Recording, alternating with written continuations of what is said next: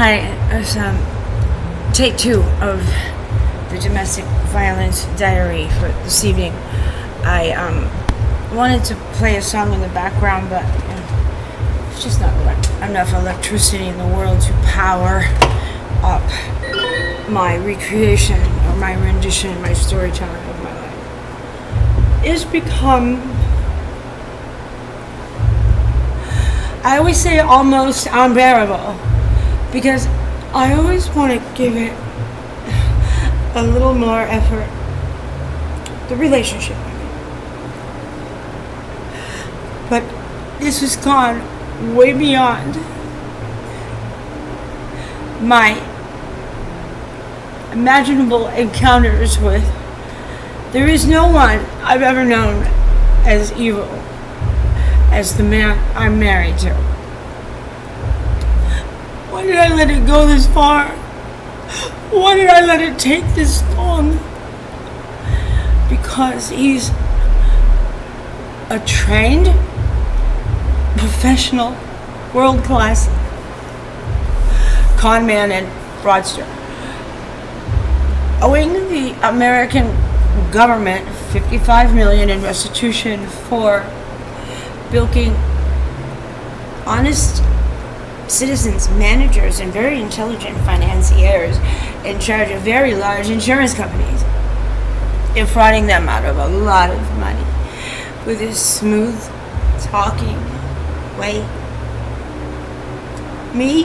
Took me for over 100,000.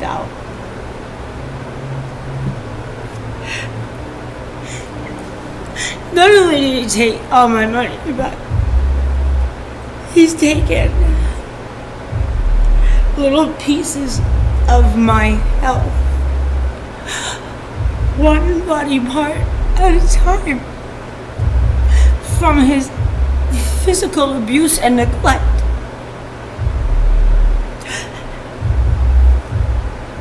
I'm so ashamed that I let him do this, but I tried calling the police and telling them everything, but I even told the FBI. The sickness and depravity of this man is so dire that they don't believe me, because any reasonable, intelligent person would have run a long time ago, and if he's that bad, then why have I not run away? A couple of weeks ago, I called his daughter to beg her to talk some sense into her dad, and her husband got on the phone and screamed into the phone. He says, "I don't see any leash or rope tying you down. Why don't you just walk out the door? What's forcing you to stay?" And I said, "This is, or was, my job, my home, the man I loved and was married to, and therefore completely dependent on it, but more so because he's crippled me in so many ways that I'm too much in pain and in too much need of medical attention to be able to go anywhere and be of use to anyone. I would be nothing but a burden. Who's gonna take me on? Who's gonna take me in now?"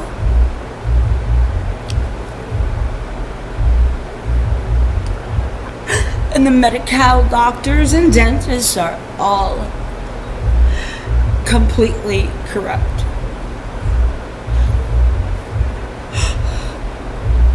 So I sustained some sort of back injury. I wasn't sure if it was a cracked rib or a slipped disc or, whatever.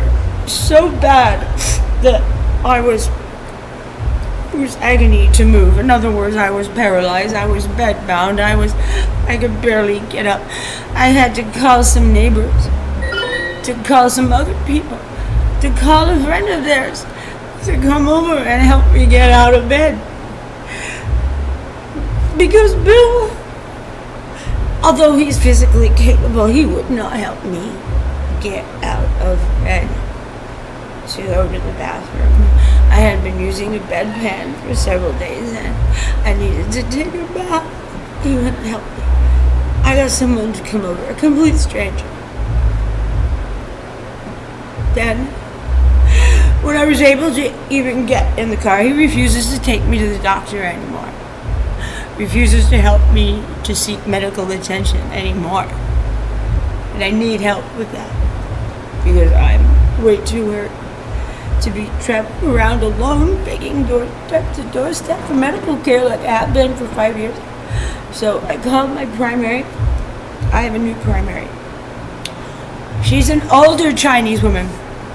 I knew her to be somewhat ridden with dementia, but she was willing to write my prescriptions, so I stuck with her for a minute. And I told her I was coming in. I was in a lot of pain. It was almost closing time, but I was there before closing time, she said. Or her receptionist said there was plenty of time. She could see me. I know you can't get me to an x-ray because she doesn't even have an x-ray machine. An urgent care doctor who's a primary doesn't have an x-ray machine. I said, I'm going to come in for a Toradol shot then because I'm in shitload of pain. And that will have me over until I can get to an x-ray or ortho somewhere or something. They all said okay. So I went in. It was 10:05. The Chinese doctor, as she walked in the room, she didn't look at me. She looked at the clock overhead and started lecturing me about how it was almost closing time on a Friday. I said, look, Doc, I told you before I came in here how much pain I was in and that I might have a broken or a cracked rib or a slipped disc or something. And I'm 63 years old. I have osteoporosis. I have a lot of other injuries. You know that. And you know I came in here crying, crippled with a cane. Could you just give me the Toradol shot, please? I know you don't have time for anything else. She then said, well, okay, I'm going to have to charge you then. It's going to be whatever she was going to say. I cut her right out. Excuse me, I'm 100% full coverage Medi-Cal, and you are my primary. You can't charge me for any services. Well, this is extra. I'm going to have to charge for extra because the extra shot is extra. No, it's not. I've been getting Toradol shots here in California for 5 years from my primary and urgent cares. It's not extra when you have full coverage. You don't understand. Not dementia. Greed. She just walked out of the office and left and said, well, it's closing time anyway. I said, okay, look. What are you going to charge me? I'll just pay it. Oh, no, I'm sorry. Too late. Closing time, see? You're going to turn me away out of here? My primary care doctor? You're going to abandon me in this level of pain and not help me after luring me in here? You know how much pain it took for me to get here. You're going to do that? I'll tell you what. You're going to lose your license. You're going to lose your job. I'm going to be all over social media about you. I'm going to file a formal complaint. Then some guy came out from the back, said he was the office manager. I said, okay, let's step in here and let's talk about this. You know she's breaking the law. You know she's gouging me. She's out of her mind. He said, oh, I'm going to call 911. I'm going to call 911. I said, why? I don't need 911. Hospital isn't going to do anything for me. They won't even give me a Toradol shot. And I'm not about to wait in an emergency room for hours for a stupid Toradol shot when my primary is standing right in front of me. Yeah, but you're not supposed to be acting this way, he said to me. Okay, so he wants to put me in a mental hospital for 72-hour hold because I'm upset, because I'm in pain, because I'm getting ripped off by my demented fucking too old to be practicing Chinese doctor who thinks we're stupid Americans. Not supposed to be acting this way. She's not supposed to be committing crimes against her patients this way. How am I supposed to act? There's no fucking script for this, bitch. So, I left. I took a video of the front of the sun moon urgent care, and the two receptionists that were locking up so I could get their witness faces on film. That's going to do me any good. Nothing does me any good. I called Bill and told him about another atrocity that I have suffered. He didn't give a damn. Somehow his recent strokes have made his sadistic, cruel, violent side so much more enjoyable for him. And that's all he wants to do in his final days. A lot of people want to go and visit their relatives and kiss and cry over their grandchildren's heads and smell the babies' heads and tell everyone how much I love them and sing a few karaoke songs perhaps and try on a few sexy outfits and have some pictures taken. Not Bill! No.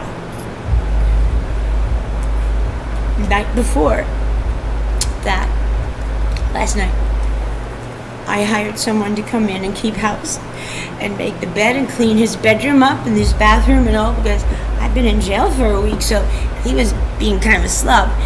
And he was very pleased that I did that for him. I paid someone out of my own pocket, even though he's been stealing my paycheck for 3 years. Owes me $100,000 more. I went to bed, and again, I was in agonizing pain. I could barely move. And he started, I said something sarcastic like, geez, you really should start to appreciate me more, or something really casual and nonchalant like that. And this was the most demeaning moment of my life. At least my domestic violence life. He started saying, get out of my bed. He was in a rage. Get out of my bed. Get out of my house. Get out of... And he started punching me and ordering me to get out of the bed immediately. And I'm going to move. He's punching me, knowing that I couldn't move. For what? I've been waiting on him like a slave for 5 years. It's so good to him. He just really now enjoys having a captive little animal in a cage that he can abuse and abuse and abuse. And let me tell you, the mean streets of LA are very dangerous. People out there won't hesitate to kill you for your watch.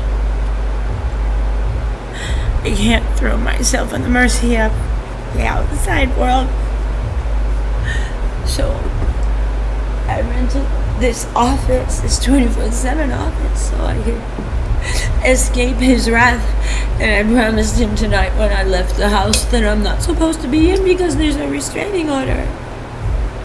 He only keeps the restraining order, which is illegal, so that he can invite me back in, and I'll be very, very grateful for not being in the street, and then continue to physically and emotionally abuse the crap out of me, knowing that I have to take it on the chin because I have nowhere to go. He will take me to within an inch of my life, and then know that I'll be grateful that I still have my life. And I'm making this diary and I'm putting it online because one of these days, one of those fucking lazy ass detectives down there at the LAPD, they're gonna get a clip of this in their email if I ever get an email, or I'm gonna tell them to go watch it, and they're gonna be like, is this for real? It looks a little bit like some kind of reality show. They're gonna make sarcastic remarks and make fun of me, but one of them is gonna know that this is for real. Nobody can make this shit up. Somebody's head's gonna roll, and it won't be mine. Because I'm tough. I'm tough like that.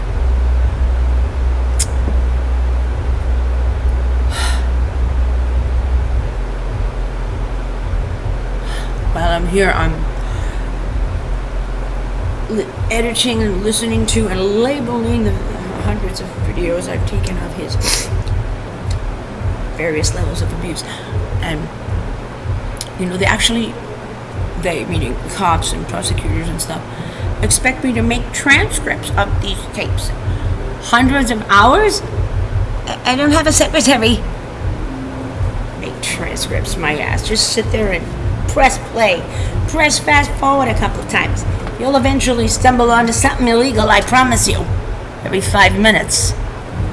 Fucking lazy bastards.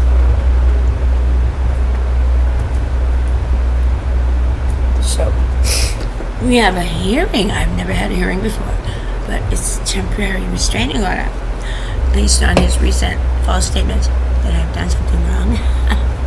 Why would I do anything wrong? I love my home. I love my life, or I did. I thought I loved my man, but he wants to be sure that I don't. I'm gonna make lists of all of the awful things he's done. I've been keeping a diary, I've been keeping a journal, I've been doing all these things. I need to prepare my case for myself like a lawyer would, because Lord knows, no lawyer's gonna wanna do no work. So they make you take a public defender, and the public defender can't be fired, because then she calls you mental, puts you in mental court. And then you're in mental court, you can't fire your lawyer. You can't represent yourself. They don't let you talk. Oh my God, better have some writings in place to hand to the judgeola. Alright. I've had a long night.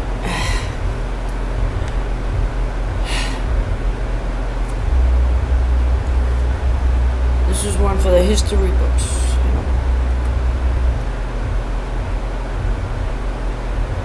I do not kowtow to your condescendings or placatings.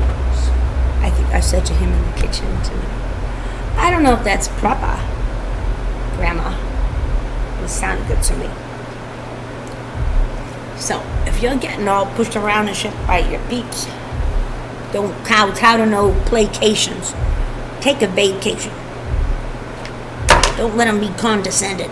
But don't let him punch you when you're in bed and you're paralyzed. He's going to find his toilet brush might have a little poop on it in the morning. Yeah. I swear to God, I'm so vicious that way. Please, somebody, take this crazy lady away! That's it for now. And Simon Layton, if you're listening, if you're a cop, where have you been all my life? Baby.